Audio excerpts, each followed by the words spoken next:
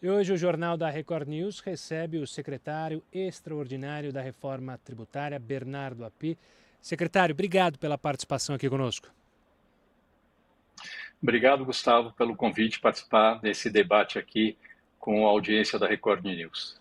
Secretário, eu queria começar justamente algo que o senhor já falou durante esses anos, trabalhando com a reforma tributária. A reforma tributária é algo complexo, não é à toa que estamos há décadas discutindo ela e agora finalmente parece se encaminhar para um acordo.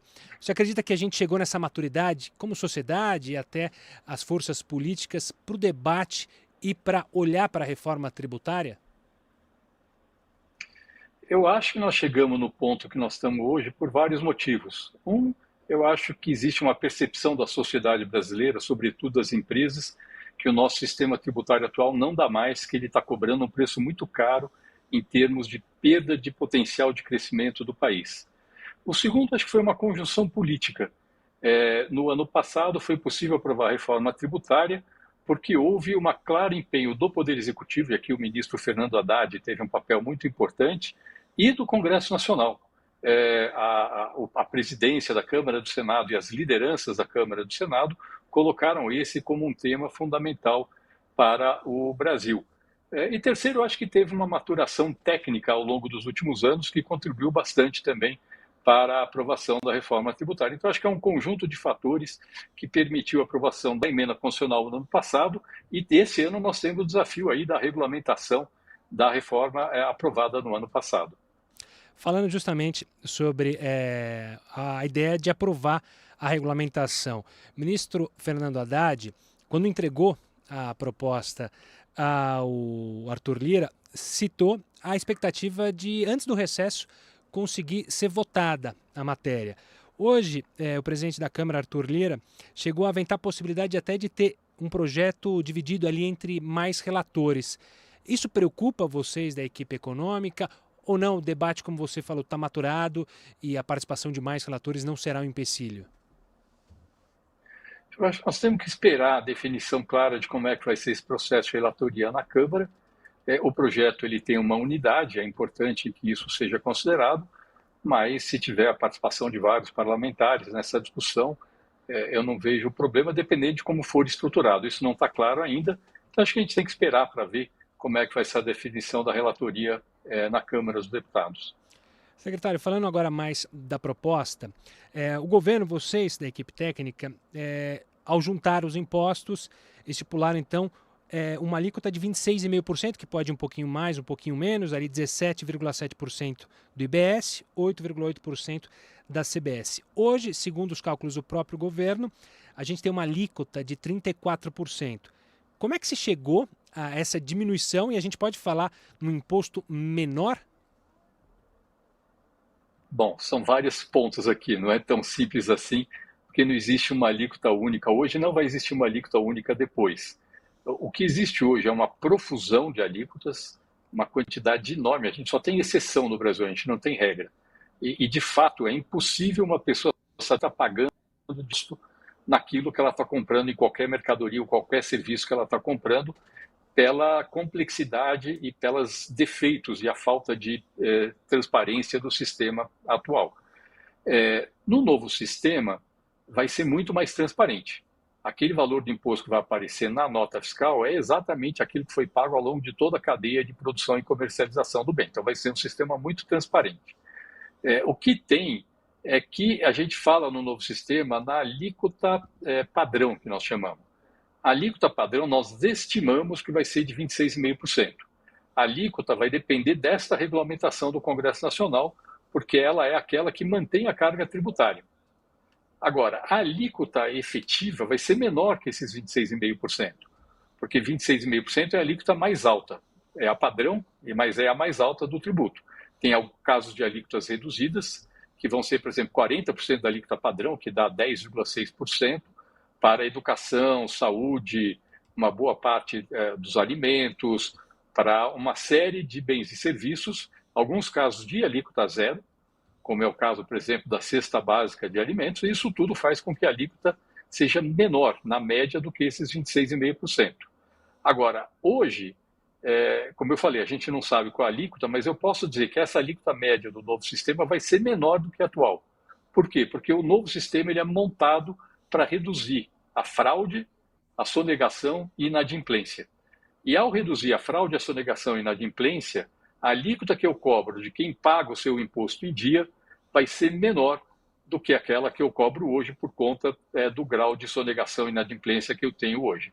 Então, o que dá para falar é que a alíquota média vai ser menor do que a que tem hoje por conta desse efeito da reforma tributária de reduzir a fraude, a sonegação e a inadimplência.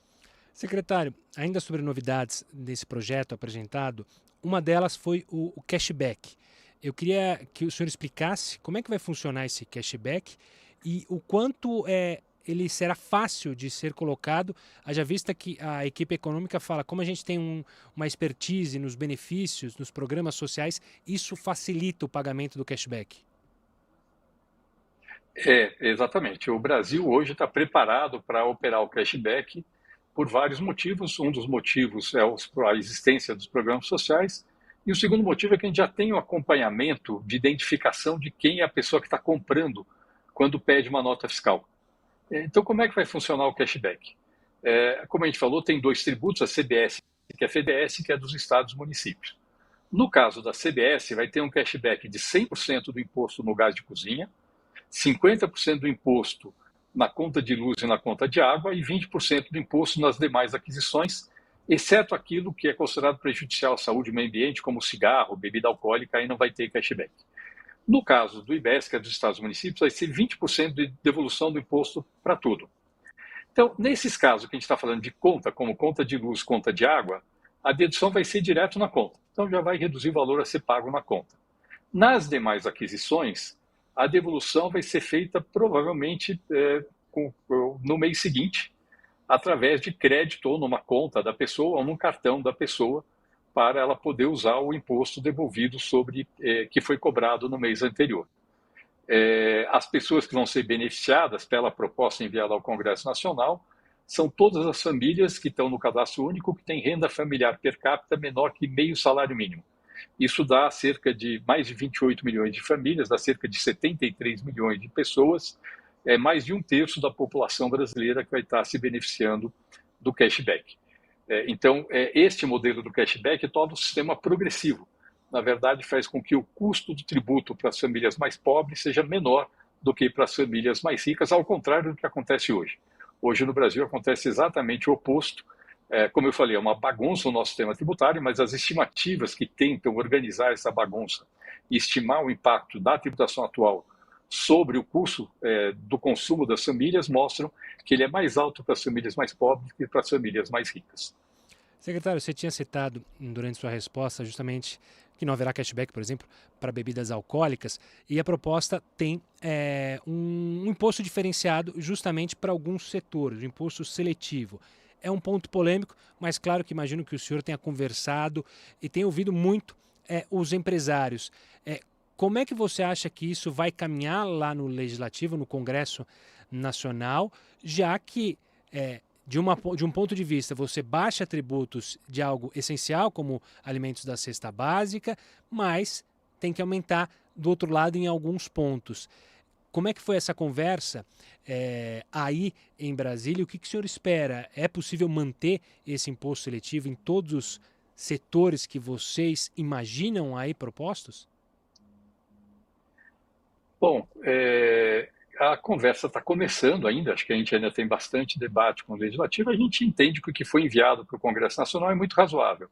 Está se propondo um imposto seletivo sobre fumo, sobre bebida alcoólica, sobre bebidas açucaradas, que já pagam IPI hoje, sobre automóveis poluentes, embora automóveis que sejam sustentáveis, que tenham pouca emissão de carbono, vão ter alíquota zero, e o Congresso, na tramitação da emenda constitucional, incluiu a tributação sobre a extração de minerais.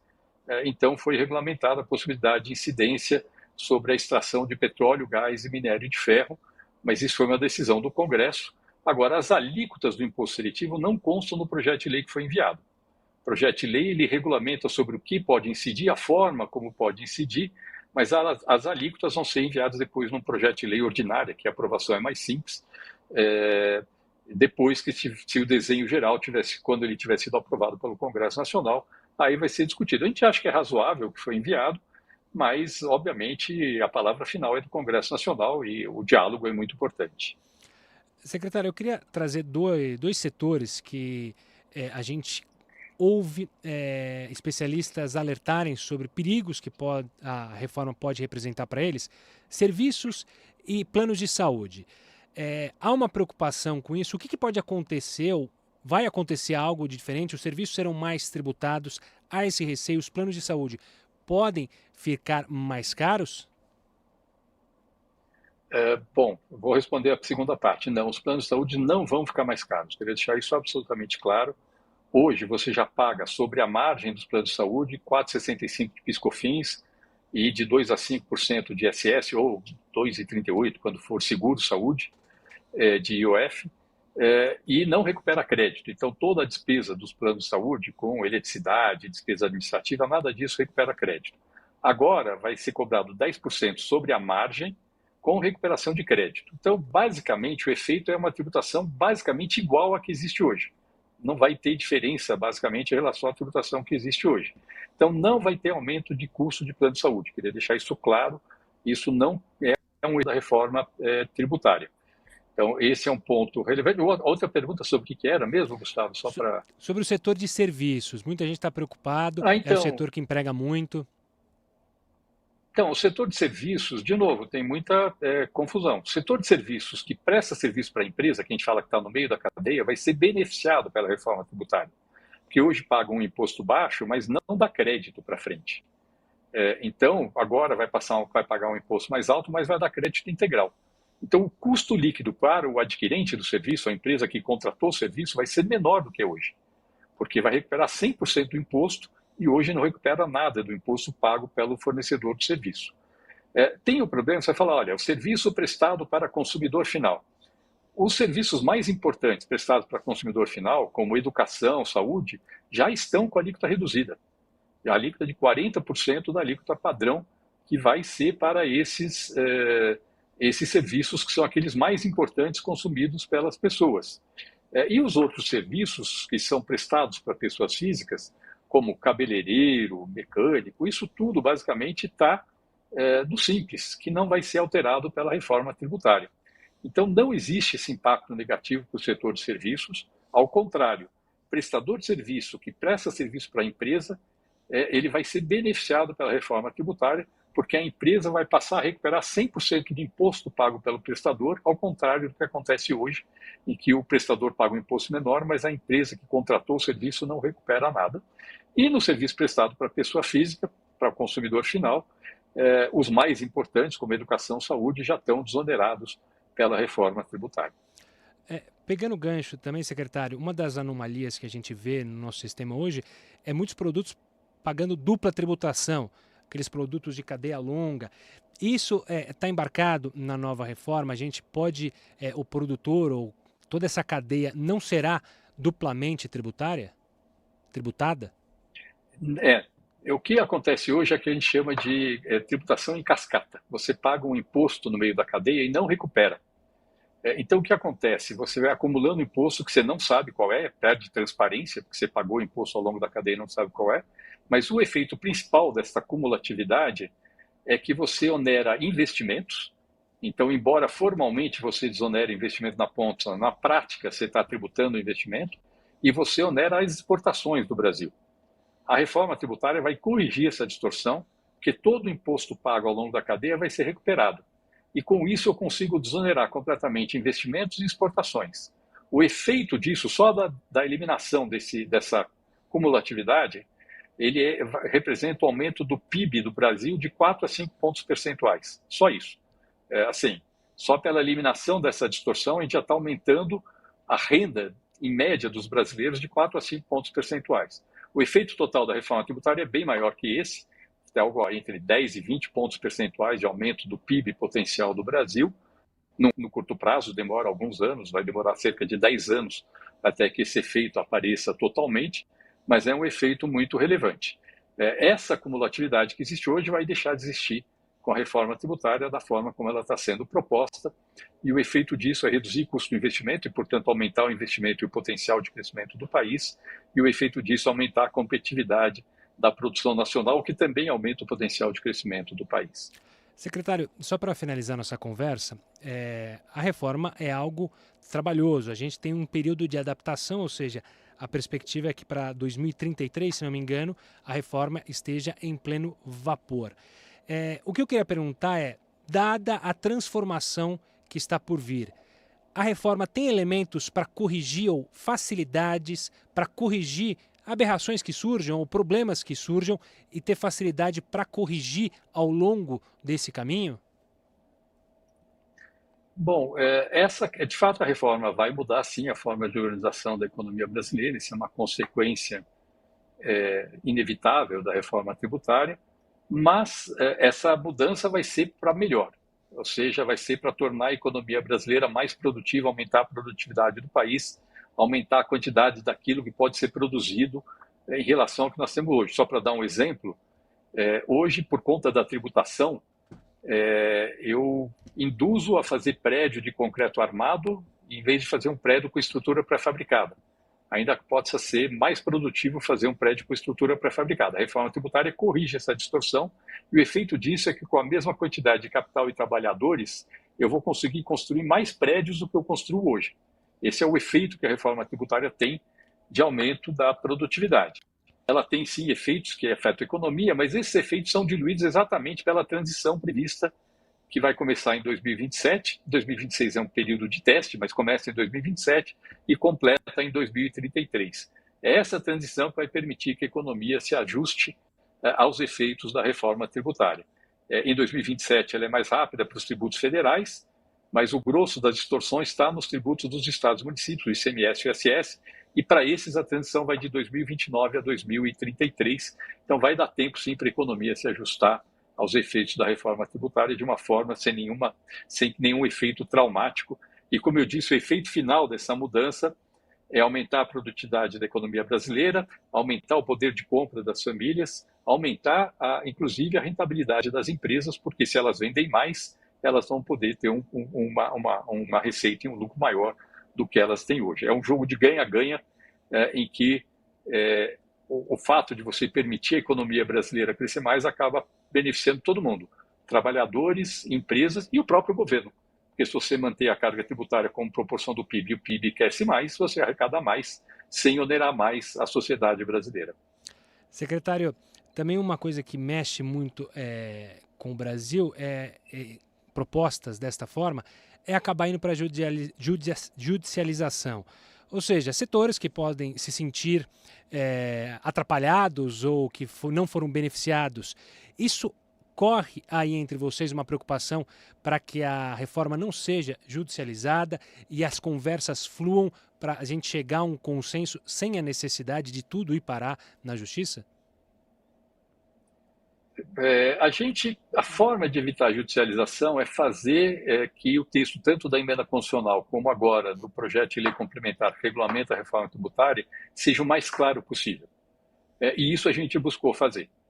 Eu acho que essa é a forma de evitar a judicialização, é com clareza naquilo que o legislador quer, e isto facilita muito o trabalho do judiciário. Quando você faz uma redação que é ambígua, que não é clara, o efeito disso é você abrir espaço para essa legislação ser questionada no judiciário. Quando você faz uma redação que é clara, com base em conceitos constitucionais que estão bem definidos na emenda constitucional já aprovada, a gente entende que o espaço para a judicialização é muito menor. E uma outra vantagem que reduz a judicialização é que a reforma tributária ela é muito mais homogênea. As regras são muito mais homogêneas para todos em relação àquilo que existe hoje. Então, quando você tem regras que variam empresa a empresa, setor a setor, estado a estado, obviamente isso gera um espaço muito maior para você questionar essas regras. Quando você tem regras que são mais homogêneas, que é o que está previsto na emenda constitucional e na regulamentação da reforma tributária, isso reduz muito o espaço de judicialização. É óbvio que as empresas sempre têm a possibilidade de irem para o judiciário, pode ser que no comecinho da reforma tenha, sim, alguns questionamentos, mas a gente acredita que com uma legislação bem redigida, essa judicialização, esse contencioso, seja muito menor do que o que existe hoje. Secretário, eu quero agradecer demais a sua participação aqui conosco no Jornal da Record News para falar, então, sobre esses próximos passos da reforma tributária. Um forte abraço. Muito obrigado, Gustavo. É um prazer estar aqui na Record News falando sobre esse tema tão importante para o Brasil.